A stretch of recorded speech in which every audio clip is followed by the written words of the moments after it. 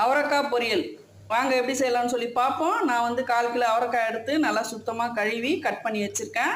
இப்போ இது இருக்கட்டும். பொடியாக நறுக்கின வெங்காயம், ஒரு பெரிய சைஸ் வெங்காயம். கடாயை வச்சு கொஞ்சமாக ஆயில் ஊற்றிக்கலாம். கடுகு போட்டுப்போம்.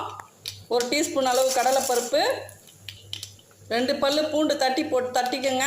கருவேப்பிலை போட்டுக்கலாம். அடுத்து வெங்காயம் போட்டுருவோம். நல்லா வதக்கி விட்டுருங்க. வெங்காயம் ஓரளவுக்கு வதங்கிருச்சு. இந்த அவரைக்காவை எடுத்து போட்டுக்கலாம்.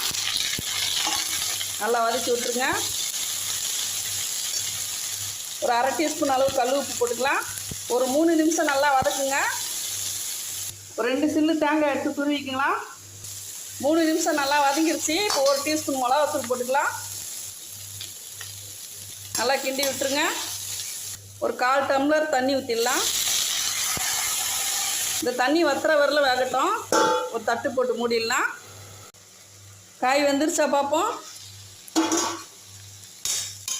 தண்ணி சுண்டுற நேரம் தாங்க, டக்குன்னு ஆயிடுச்சு பாருங்கள். இப்போது தேங்காய் துருவல் போட்டுடலாம்.